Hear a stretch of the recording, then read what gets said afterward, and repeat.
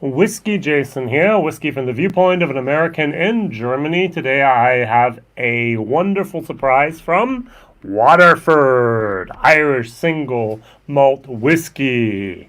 So William says here, start the movie, end the badness. Patrick says hello. Thomas says hello. And also Blind Whiskey says hi. It begins. Thank you very much, William, for also watching here. So, Waterford is a very, very interesting distillery that I visited in the summer of 2017. 18, I'm sorry. And I actually met the head distiller, Ned, and I had the opportunity to do a live stream with him about 6 weeks ago. Now, officially on the 25th of, I think that was June or May, it should have been here, our pilgrimage, but unfortunately that didn't work out because of the bad evil word called Corona. So let's see here, that was on the 25th of April, a long time ago, and instead now we have a new appointment on the 5th of September. So let's see what this works out. So finally we're going to have some juice now that is entering the European, Asian, as well as the American markets. Now what I have here is the package, sample package here from Waterford for Europe. And the whiskey that you'll be receiving in the States is from different farms. I'm so sorry. Oh, William is still waiting for his pilgrimage bottle. I'm sorry. I didn't even order one because I knew I wouldn't be able to make it to Ireland because I was supposed to be there the week beforehand, but that's the way it is. All right, so what we have here, we have two new make bottles, and we have here two original farm bottles, which I'm really looking forward to tasting here. The bottles totally remind me of my time I had in the laboratory with Ned together. There's a nice little video online here about this as well in English. Wow, I can't get them out today. We'll do this the other way. Da-da-da. And this is the way it goes. All right, very, very nice. So, let's see here. It looks pretty good. All right, got it. There we go. I was also given this nice little glass here. If we take a look at it exactly, it says Waterford, and it says terroir. Now, the very important and the very interesting thing here about Waterford is that they want to have a transparency from grain to glass. Now, many people try to do this also in the States, and it's possible. It really is possible to do this. But in Ireland, one of the biggest problems we have is malting process. The malters are not actually set up for single farm maltings. And so the founder here of Waterford, that is the person who has over 40 years of experience in the spirits industry. And we have here Mark Renier. He came from wine, went to a wonderful place called Bruichladdich, and started doing something also called terroir.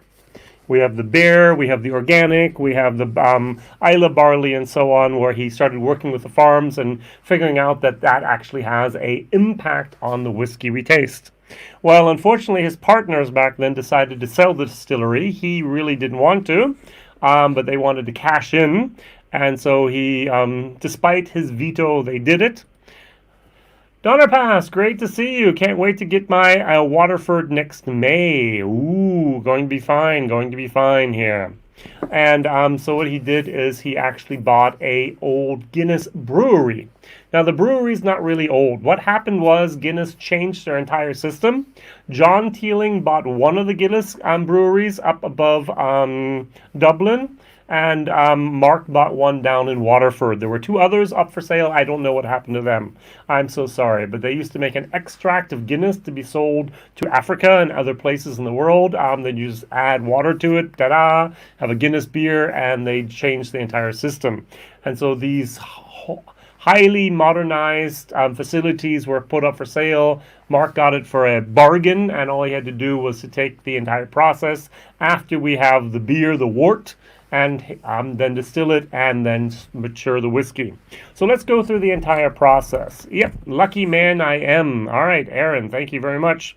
Now, over here in Germany, we have a importer. The name of the importer is called Kirsch Import, and they are the national distributor for Waterford. And so they sent me this package here together with a nice little letter. I tried to get the same color here. Look, the blue and the blue almost match. And then we have these 2 bottles plus these 2 things of new make. And so I get to try them, and I did my German video about 90 minutes ago, and I decided to do an English video as well, just for the few people that actually might be interested in Waterford. Yes, and that is actually very, very great. And since I did an interview with Ned, and I've been at the distillery, and did a tour there, and had a whole almost 3 hours time together there. If you ever go to Waterford and you're invited as a special guest, plan on a half a day or even a whole day to be better. That's amazing. Waterford brought, for example, the Rex and Daniel from the Whisky Tribe over. They brought Scott and Bart from the Scott Test Dummies over to Waterford, and they were able to film. They were able to give it an input, just a behind the scenes look of what's happening there, and everyone was absolutely just in awe of the amount of money and the amount of time and the amount of effort they put in this for the transparency from grain to glass. So what we're going to do is, first of all, I'm going to take a look at these 2 samples. We have the new make. They're both Olympus. That's the type of grain, 2017. And this is from John's farm, John N. Cousins from Wexford. And this is from Brian Kenny from Galway.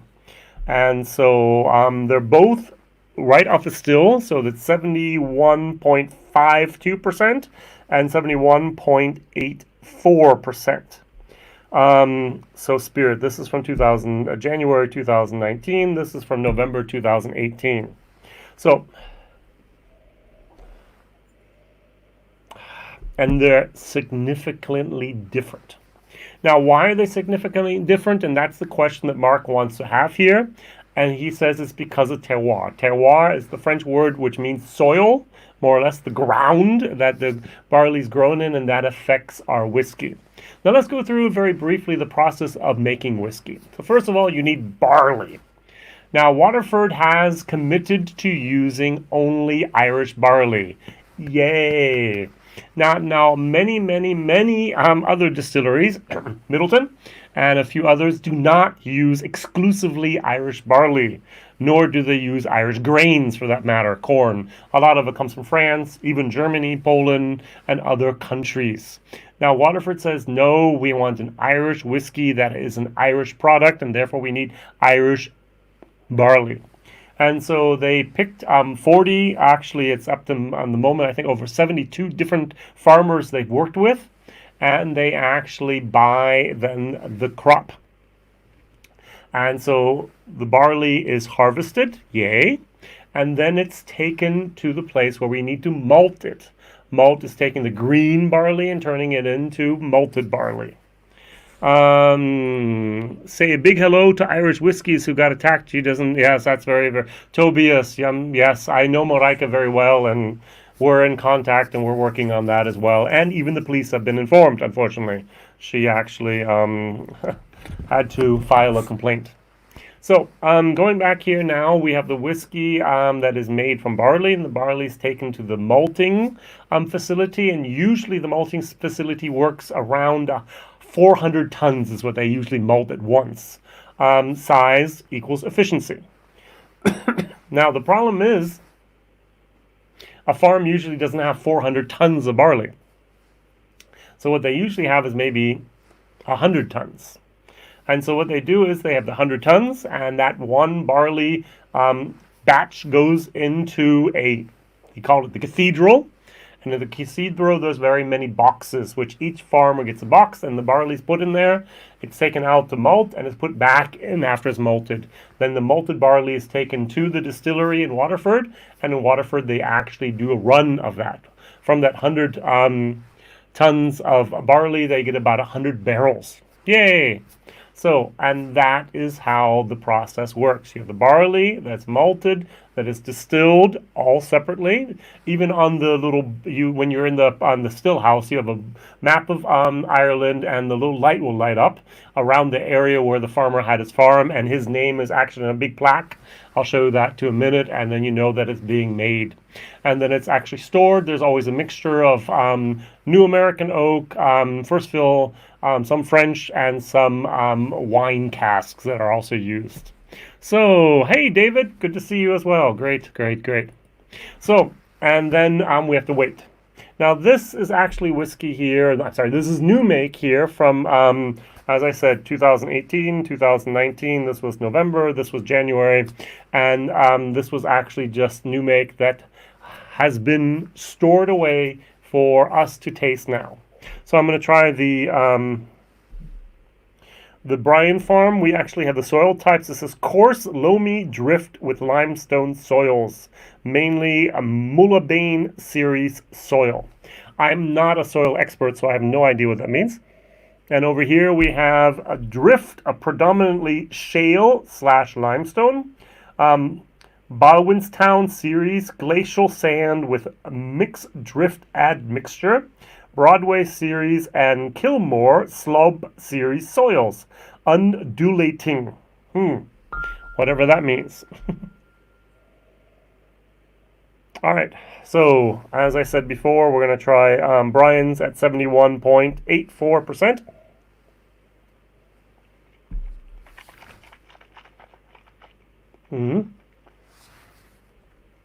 Now, I'm not that great at tasting new make straight from the still. It's a certain heat that is there. But then after that heat dissipates, you get a great flavor. You have this anise. You have a little bit of mint, a peppermint, a spearmint. Very, very interesting. Very well done. Going over here, wait a second, cleanse my palate. We have John Cousin's farm with his barley. Could you imagine being the farmer and later on saying, look, this bottle has my name on it, and this is my barley? I mean, that has to be such a motivating factor here. Amazing. Hey, great to see you. Foodquake, what a surprise. Almost a halfway decent time for you. Did you get off your shift, and are you now going to go to bed, or what's going on? And look who the cat dragged in. Marika, we were just talking about you. Hi. And Simon, good to see you as well. Great, great. Limestone is the most common rock type in Ireland. Shale is rarer. Okay, very good, David. You know your soil types. I don't. Okay, going over here to John's farm.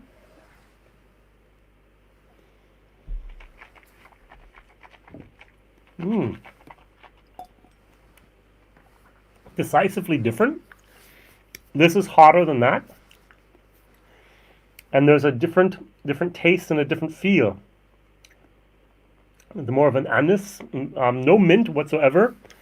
And I get a little bit more of a sour note on there. Interesting. Interesting. Okay. Now, I've diluted them down both. They should be around the 50% mark. Diluting 70% new make down, you do need a lot of water actually to get it there. Oh, nice. And the very interesting thing is here we have exactly the same types of grain. They're both Olympus. They're both 2017 harvested. And they're both within a couple months after that of each other distilled. Very, very similar. Off the still point, 71.8, 71.5. Very, very nice. Oh, we actually have the batch number here. We have the V. This was the earlier one, 28487. And here we have 29092. So there's actually almost 700 batches in between the two of them. Wow. It's a lot of batches. All right, Foodquake. Andreas says, it was my night off last night. I did a lot of sleeping. Then I took care of a bunch of errands. Now I can relax and have a drink. Please do. And please enjoy this. Waterford. Have you heard of Waterford? It hasn't made it over to your part of the woods yet, but it will, I think, in sometime soon. Canada should be located even also casks and also some farms there as well. All right, I'm going to start over here once again with John.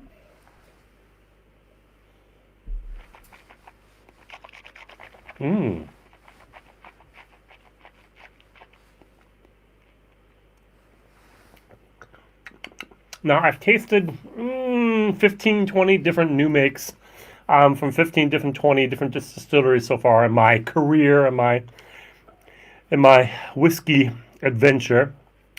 And this is one of the better of these. Very, very nice. Very harmonious. Very, very holistic almost. Nice. Like a lot. Going over here to our farm from Brian. Cleanse the palate.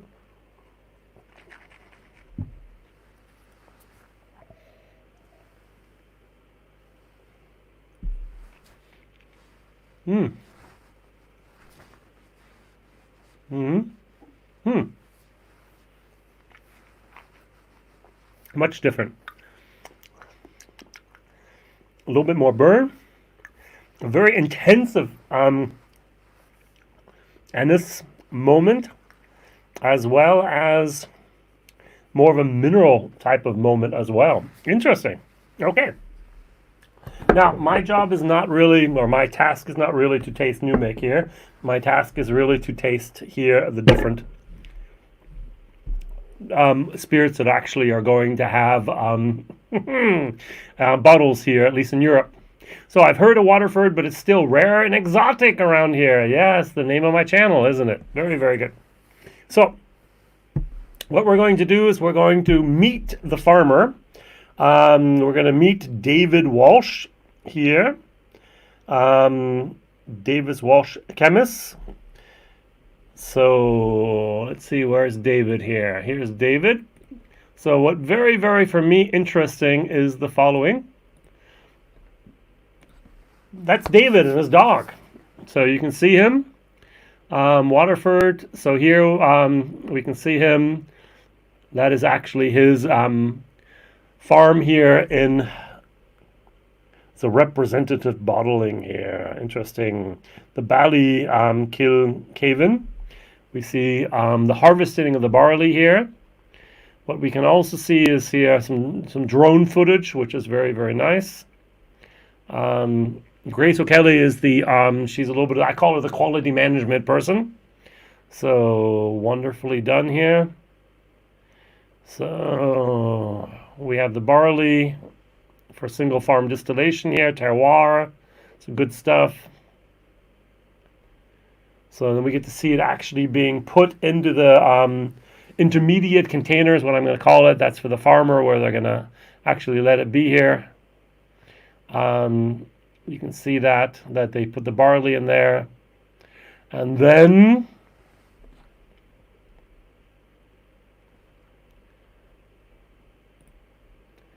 actually, okay, the dog's the star of the film, actually. And then that front loader comes, gets rid of, takes that barley, puts it in a truck, and they take it to Chancellor's Mill. Chancellor's Mill is actually the malting place, and that building exactly in the middle was built specifically here for Waterford, if I'm incorrectly informed. And what they do is they put that all into a tiny little, I'm going to call it the box. All right, so you see the box there? So that's what his barley's only there. Therefore, we separate it from each and individual other barleys. You can see a little bit of the terroir here, a little bit muddy, no problem there. So once again, some nice aerial footage here. You can see that happening, very, very nice. So here you can see the distillery in Waterford, and they're actually tasting the new make there that was made here from David's whiskey, from David's barley, which I think is very, very cool. Hopefully the launch goes ahead in September. I don't know. Looking forward to getting my bottle. Very good, Simon. As I said, I wish it had been there a week before. I didn't even sign up for my bottle. And David, if Bono were a farmer, David looks a little bit like him, doesn't he? A little bit younger. That's very, very nice. So I'm going to pour this and I'm going to try this. So what we have is all the information on the back of our little representative bottle. It says here the barley type was Tabernea from 2015. So one of the first actually was done. This was pulled. The sample was from the 5th of February 2020. So we have the location of the farm with GPS coordinates, 53 point blah, blah, blah, blah, blah, blah. We have the batch number. We have it's 1,387 days in the barrel, which makes it about 3.6 years old. We have the fill date, which was then the 19th of April 2016. And what we have is also the cask ABV, which is 72.33. And this sample has been diluted down to 50%. So we have American oak, which is 45%. We have French oak, which is 37%. And we have the VDN, which is here the 18%. Those are the wine casks. So, and the nose says, oh, I get a nice phosphor moment. I'm almost like I take a match. The sherry casks or the VDN casks here are very, very evident. So we're going to look at a different farmer here. This time we're going to go over to Ed. And Ed's farm is here in this bottle. So I want to show a little bit of Ed to you. I like Ed. All right, so this is Ed, and his farm is actually on the Bannow Island. So you can actually see his entire farm is basically surrounded here by water, which is very, very interesting. So you can actually see then the landscape there. A little bit like a marsh type of thing. So you can see the waves breaking close to his field. And then you can actually see the harvesting. Okay, John Deere this time instead of the German claws. And we can see how he does that, which is very, very, very nice. We get to see his kids, which I don't really want to show. Here we have the harvesting, even the rainbow in the background. So they got pretty lucky with the rain that it didn't hit them too much there. Same thing that we put them, first of all, in the intermediate storage facility, that good old barley. And then the front loader comes, and the auto guy got a little bit captured there. So what you can see here, which is very, very interesting, here's Waterford, and you can actually see the light there. That light shows the distillery that is being, or the farmer that's being here distilled at the moment, and you actually see the names there of the people that are being distilled. So Ed Harper, so here it says Edward, that's his farm there. So that's kind of cool, to be very, very honest. So you can meet his wife, which I think is kind of cute. And you can actually see their family and just see the whole process here of the farm being, the barley being distilled. Good. I think that's mind-boggling that I can actually pour this whiskey, and I now know the farmer who grew this whiskey to make, who grew the barley to make this whiskey. That is transparency. That is absolutely terroir perfect. All right. So I just love this. This is fabulous. Genau. Wind rode it in. Probably moisture problems on an island. They actually mentioned in the video that the mist from the waves actually come up onto the barley. And they say that when they distill this from his farm, the people, the master distillers or head distillers there can actually see a difference. They actually can smell, oh, that's here from Ed. I got a little bit more of a salt in there, which is very, very interesting. Good. So I'm going to try this and then that. I'm going to talk a little bit about that. I think this is just a fascinating, fascinating concept by Waterford, and I really do like what they're doing and why they're doing it. Okay? Cheers.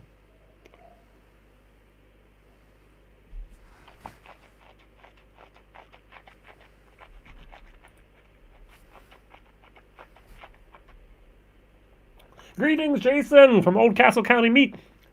Wexford, Waterford is nicknamed the sunny southeast, ideal for growing high-quality grains. And I think that is the reason also why Mark actually picked that brewery. He had a choice of 4 back then, and he picked that instead because that is actually the corn or the grain basket of Ireland, where the best conditions to grow that grain is actually at. So very, very nice.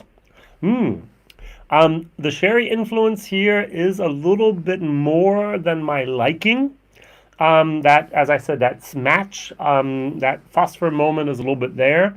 which I'm really not a great fan of. But they picked this and they want to showcase a certain style.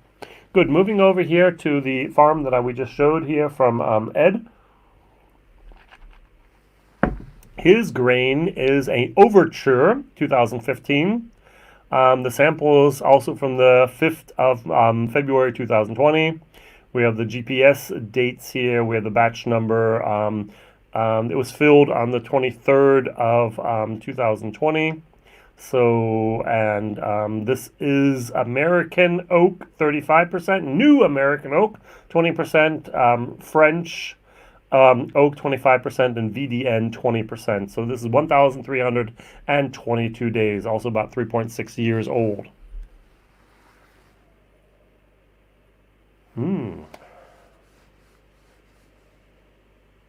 Interesting. Very, very nice. Now, it's very malt forward, very grain forward, and I'm going to compare it to something in a second.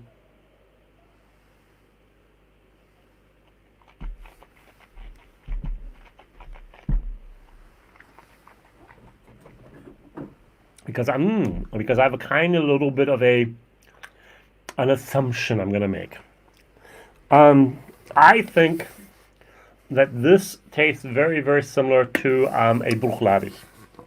Especially here, the Bruichladdich Classic Laddie, which would make sense. Because Mark Renier is basically producing the same type of whiskies in Ireland that he was making here at Bruichladdich. Luckily, the colors. Look at this. So we have that blue, ugly color from the bay, which is the watercolor of Bruichladdich, and here we have Waterford is also a very, very intensive blue color. So we'll have to see if that actually is his favorite color, and why we always have that.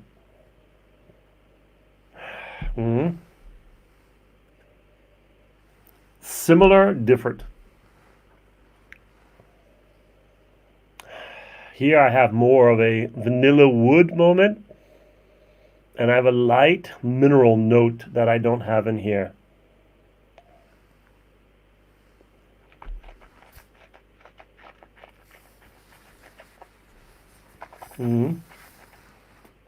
Also 50%.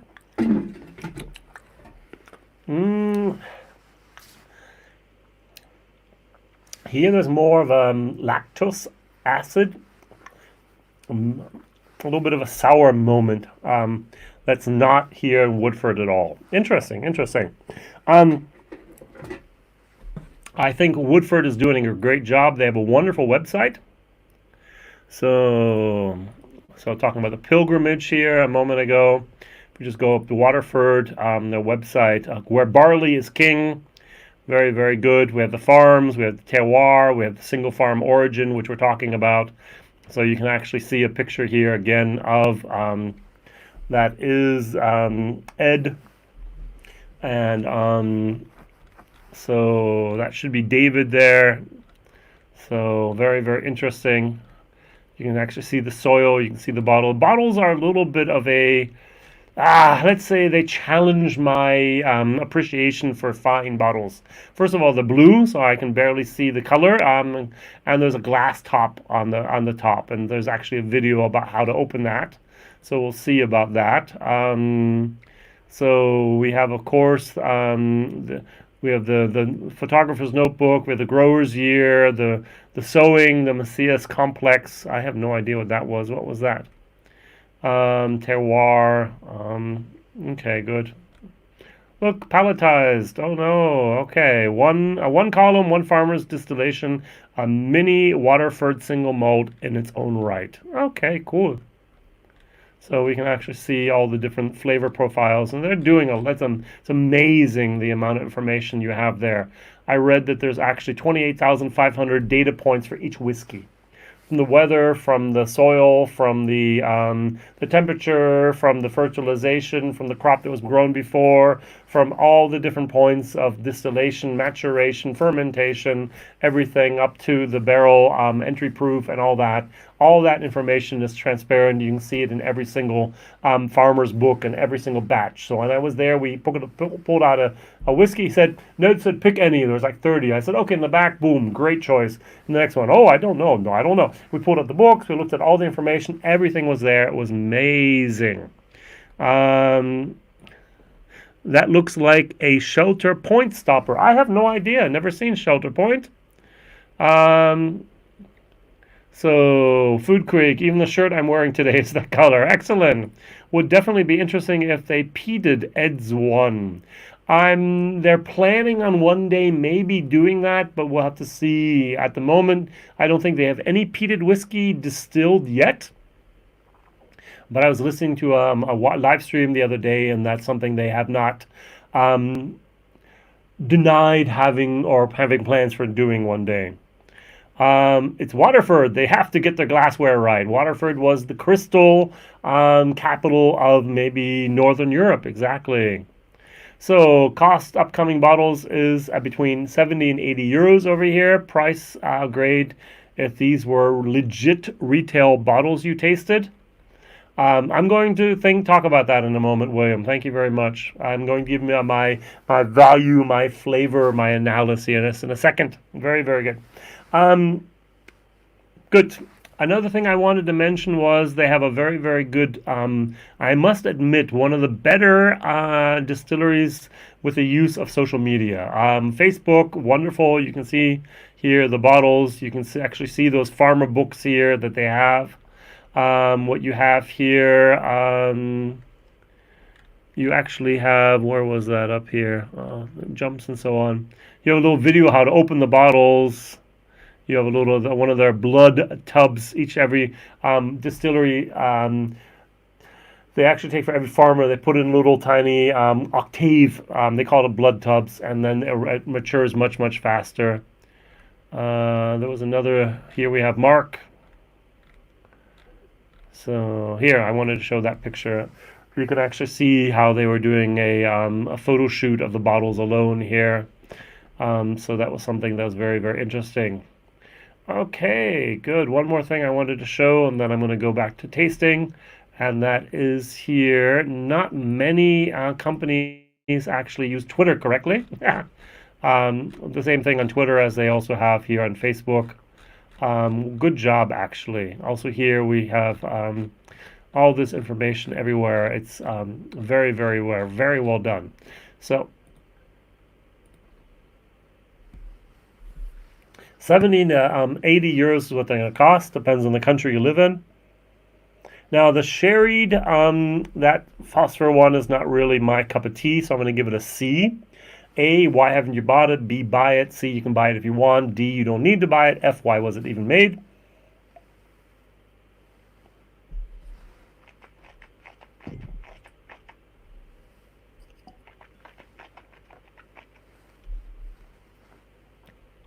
Now, Kirker and Gurrier, I actually liked their single grain, the 10-year-old, and the 16-year-old I actually liked as well. Their Shamrock, well, that's a blend. It wasn't great. I was pleasantly surprised with Kirker and Gurrier. It's probably Bushmills, isn't it? It's triple distilled, so. What I love doing with a whiskey at the beginning is I love diluting it down to about 20 so percent. I get a lot more of the nuances from the whiskey in that moment. Oh, okay. Oh, it's social media. Kirker and Greer, terrible on social media. I think the last post was like 3 years ago. Absolutely right. 2.5 years ago. Who knows?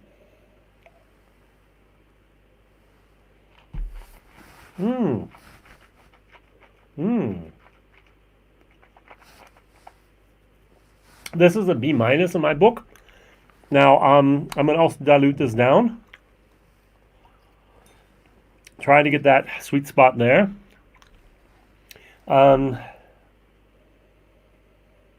Ooh, nice. So this has a lot of complexity in there. So if I were to pick a bottle, I would go for Ed Harper from Wexford. Very, very nice. Mm, mm, mm. When I dilute it down, I get that vanilla from the new virgin oak, and I get a little bit of the tannins here from the French oak as well. I can't really say that I get the 20% VDN casks here, and the 35% American first fill bourbon casks. Yeah, it's not focusing because I turned it off, but you can almost see it there. This is an excellent whiskey. As I said, a B minus, maybe up into B range. Would I pay 70 euros for this at the moment? Yes, at the beginning. Will I be paying 70 euros in 5 years from now for the same tasting whiskey? Probably not. Right now, you get a 20 euro bonus for being new, innovative. Some people actually said the bottles alone cost 20 euros. That might be a little bit over exaggerated, but I'm sure they're more than when I have a cask and I bottle it, I'm paying less than 5 euros per bottle, including the bottling price, the bottle price, and the bottling act. And so I'm sure they're paying a lot more for those bottles than I would for a normal glass or transparent bottle over there. Going back here to David's farm, I'm really not a great fan. Even now, that phosphor, it's like an old match. It's really, really a little bit too overpowering for me.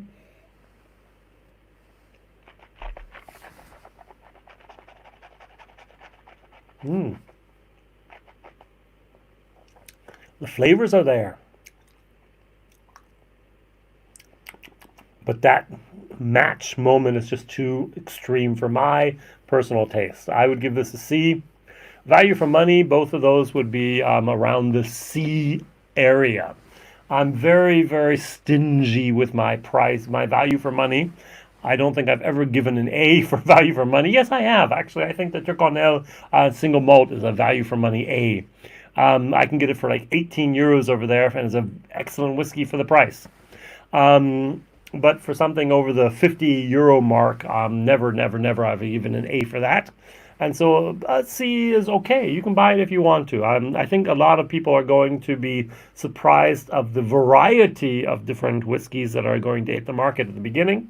There will be different farms in the States, and there will be in Europe, and there will be different farms in Asia. I was watching a live stream with him at the beginning of the week. He pulled out his little book, was looking, okay, in America you get, all right, these farms, and it's top secret at the moment. That's the way it's going to be, but I don't think that's a big, big problem. For the collectors, it will be. If you want to have, I want to collect them all, good luck, 72 different farms. I don't think that's going to be possible, and I do not think that everything will be here a single farm release. What they do not, what they're probably not going to do is they're not going to do a single cask of a single farm. Now there might be, the farmer might have a couple bottlings. Remember the blood tub, those little octave casks that I showed? They might actually bottle that and give it to the farmer, and he might have some. But for the normal public, for the normal people like you and me, no, probably not. Is there a cask program that like other people have had, like Dingle and other distilleries? No. Mark basically at the very beginning said, no, I don't need your money. I have enough investors. My pockets are so deep that I can do this without any investors for the next 6 years if I needed to.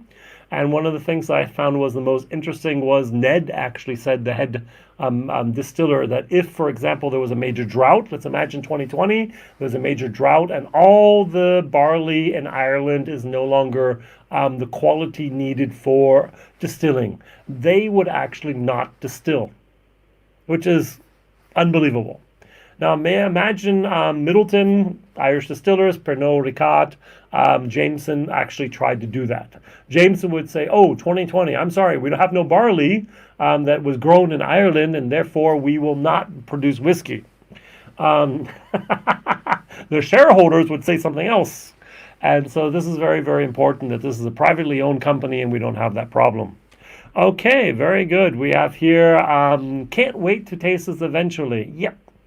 I'm sure it's going to hit the States soon. It's going to hit Europe also soon. I was privileged to receive a tasting pack of this beforehand. I actually raffled off in my German video that I did first here 4 samples of 3 CL each of all 4 of these little bottles so that other people will actually be able to try this as well at their own leisure. I did not do that for my international fans. I'm sorry. It's a big bummer for me to send anything outside of Germany, and so I decided to just do it within the German-speaking region. All right, very good. If you have any questions, please ask them now. Otherwise, I'm going to land with this live stream, and I'm going to call it quits. It was a pleasure here actually being with you. It's going to be a pleasure here to actually taste and review more of the Waterford stuff. Hey, Welsh. Hi, everybody. Jason doing the Irish whiskey thing again. Yep. If you've been watching my channel, I've been doing a lot of Irish whiskey at the moment because I bought a lot of Irish whiskey. And my plan is always to be one of the first out there actually reviewing the Irish whiskey, if I can do that. My entire channel concept is if no one else has done it, I will do it if I have the bottle. Yep. I've just seen this Waterford. Have you tried it? Was it good? New make, a little bit strong, but very, very nice. The farm here from David was a little bit more false for a little bit of match moment. Not what I like, but from Ed over here, fantastic. Very, very nice. Was there any viscosity differences between the two? Oh, and thank you very much for keeping up with the Irish. Yes. Richard, love Irish whiskey. Enjoy your reviews. Checking in from Ontario. Thank you, Richard. Both live streams were brilliant, the German one and also this one. Thank you very much. So, David, you asked a very, very, very good question, and I have to be very honest, I didn't realize any viscosity differences. They were both 50% ABV. Let's do a check if I can match or if I can particularly try to hone in on the viscosity here. Everything's non-chilled filtered, no color added, and no other additives. Viscosity is what we're looking for here. All right, good. Food Quick, go live. I'm almost done. Yeah. How did Waterford compare to early Dingle releases? Now I have a problem with Dingle. If you watch my videos, I loved 1. The 1 was great. 2 was okay. 3 was not great. 4 was absolutely the low point I've ever had from a Dingle. Rushed, too young. 5 was better. I think with Graham, they have a good guy there that's working in the right direction. So, and that's what we have here, that I think they're going back up. Is this better than 3, 4, and maybe even 5? Definitely. Definitely there. All right, Jason, hey, good to see you. I'm almost wrapping it up now. Can you tell the terroir? I can't tell terroir, but I can tell a major difference. And my problem with this one over here is the VDN gave it that phosphor match type of moment, and it just kills the entire terroir for me. What I would have expected and what I would have liked was the following. I would have hoped that they had given me 2 whiskeys that had the same grain. So we have an Overture and we have here a Tambera. They're both 2015, and I would have loved to have exactly the same casks, or at least the percentage of casks. Here we have American, American New, French, and VDN. Here we have American, French, and VDN. So here we have something totally different than here. And so I can't really compare them on a very equal level. So viscosity is what I'm looking for, and then I'll end.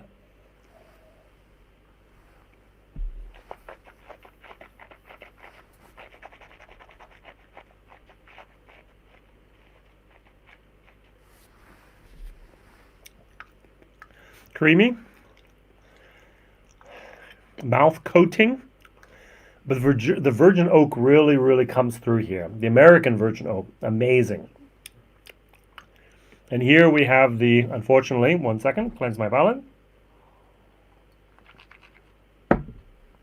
It's not oily, but it's creamy.